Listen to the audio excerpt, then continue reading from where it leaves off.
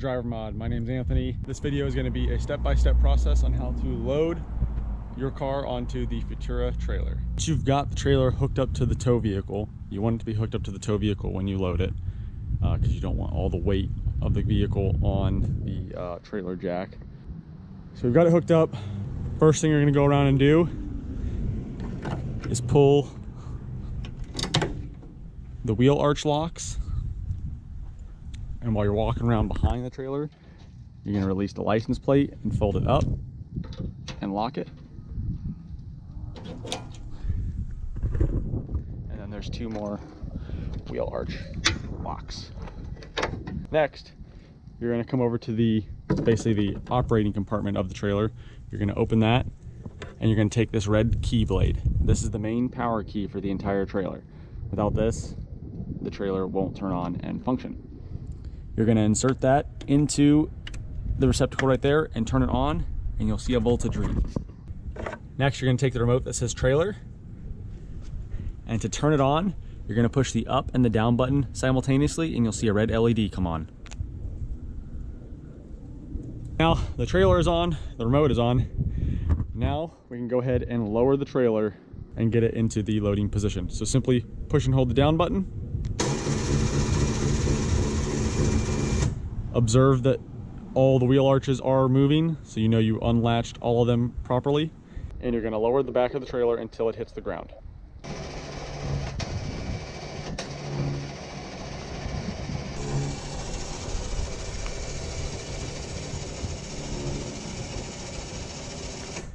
Now, once the rear of the trailer does make contact with the ground, you're then going to move to the front of the trailer, and you're going to observe the trailer, and you're going to continue to lower the trailer until you see the front stop moving.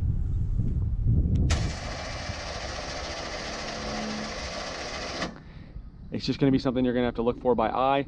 The reason you don't want to continue to let it go down when the trailer stops moving is you're going to unwind the winch system too much in the cables, and then you'll be in a world of hurt. Once the trailer is in the fully lowered position, you can now position your car to drive it up onto the trailer. Now, the loading deck of the trailer at its narrowest point is 81 inches. So if you're unsure if your car can fit on the trailer, make sure you measure the widest point on the wheel to wheel to make sure that it can clear that. If you have any sort of bumpers or aero devices, you'll also want to make sure it clears the side running boards, which stand about 6 inches tall. We've loaded the GT350 on here a number of times. We have plenty of space on each side. So I've pretty much got this down to a science to where I can just eyeball the driver's side and I know the passenger side is good. So now we're going to go ahead and load the car onto the trailer. When you do load the car onto the trailer, make sure you have the remote in your pocket, because once you drive it onto the trailer, you can't open your doors with the wheel arches up, so you'll need to have the remote with you in the car when you load it.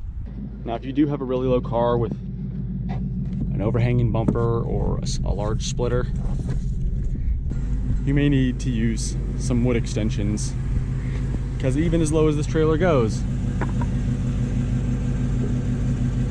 not everything clears. Line those up with the wheels, and now we're good to load it.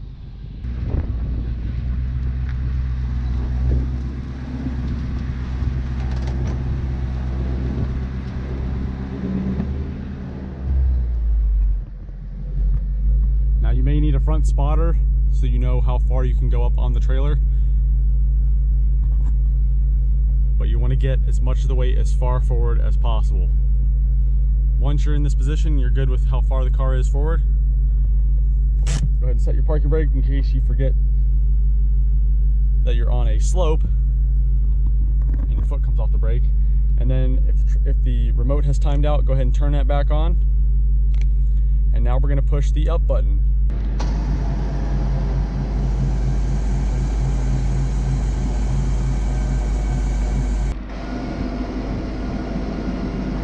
Now when you're doing this, the front wheel arch will hit first, and then you keep holding the button until the rear stops.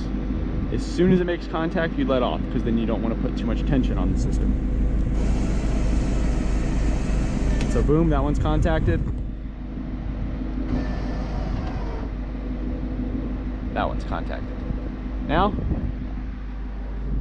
go ahead and roll up your windows and open your door. Just be careful, every car is different. But I know if I put the GT350 right where it's at, I can open up the door to the second position and I have about a ½ an inch of clearance between the wheel arch and the door. Again, make sure your e-brake's on, let off the brake, and you can shut off the car and we're done with the interior part of the car.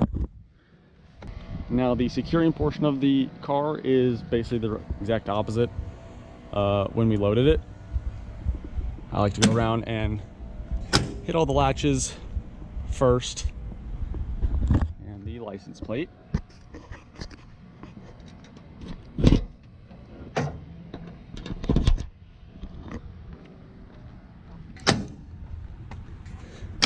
Now we can go ahead and move to strapping down the car. We're done with the power side of the trailer, so go ahead and shut that system down. And now we're gonna take our ratchet strap and our wheel tie. All right, each one of these wheels is gonna be loaded in the exact same fashion, so the way we secure this wheel, you're gonna do that to the rest of the wheels on the vehicle. And I always put the ratcheting side or the tightening handle towards the front or the rear of the vehicle. I don't put it right here. You're gonna leave yourself about a foot of slack or extra strapping.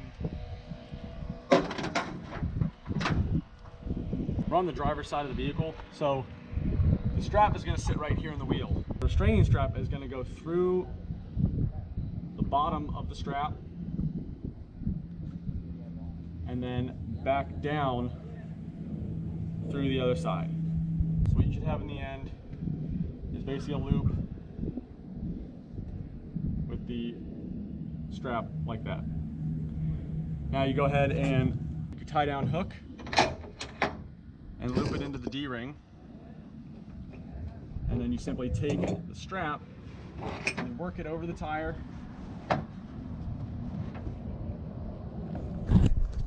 And you want to get it to the back side to where you can see the strap between the wheel and the suspension. So just like that. And you want this to be as level as possible. Now we're going to go ahead and take the slack out, and I'll show you what to pay attention to next. So once we have both hooks engaged, go ahead and take all the slack out of the system. And this is where you're going to make your pre-tightening adjustments. You want these to be 45-degree angles, and you want it to be as centered as possible. Now as you take the slack out, this side is going to strain and this side is going to be pulled in. So you want to kind of preload it where you have a little bit of extra room on this side.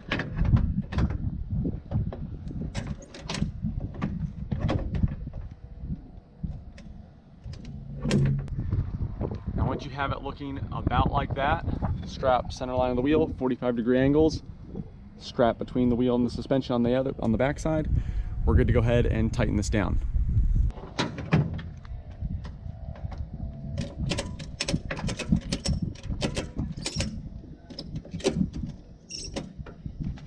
Now I don't fully lock it down on the first wheel because we have 3 other wheels to tighten down. I only go around and make my final tightening adjustments when I'm done with all 4 wheels. But as long as the wheel and the strap situation looks like this, again, 45-degree angles, the wheel is secure. You may have to adjust these D-rings to fit your car specifically. These D-rings are very easy to maneuver.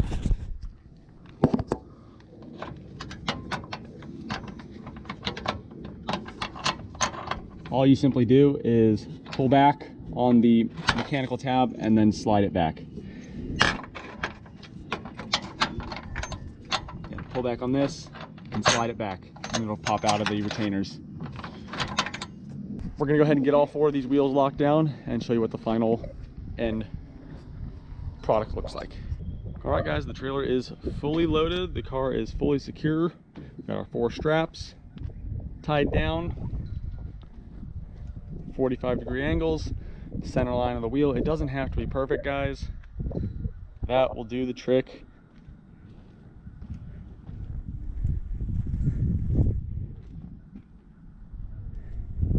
I'll double checked all our latches, license plate secure. We are good to travel. Now we're just gonna go over a couple extra things that come with the trailer, just in case you need to disconnect it and what have you. We do have a trailer ball lock. Key is on the key ring.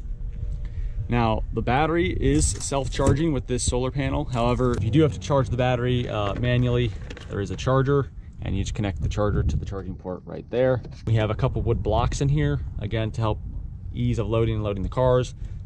A couple smaller ratchet straps for various, you know, just trailer things.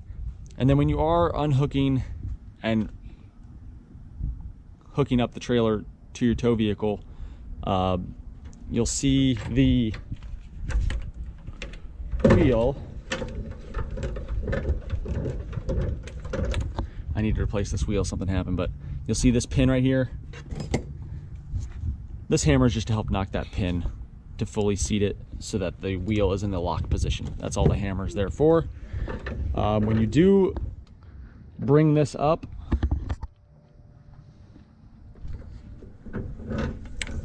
you're gonna raise it